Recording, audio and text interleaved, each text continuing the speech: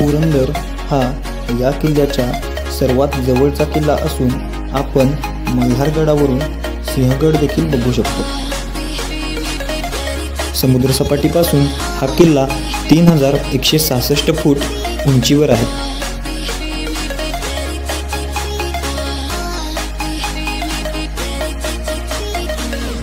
मल्हारगड हा साधारण त्रिकोणी आकाराचा असून बालेकिल्ल्याला चौकोनी आकाराचा दुहेरी तट आहे।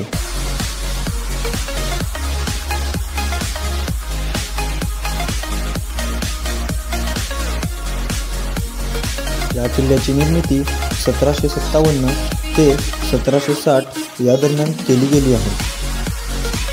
या किल्ल्याची बांधणी पेशव्यांचे सरदार श्री माधवराव कृष्णाजी पानसे व भीमराव यशवंतराव यांनी केली।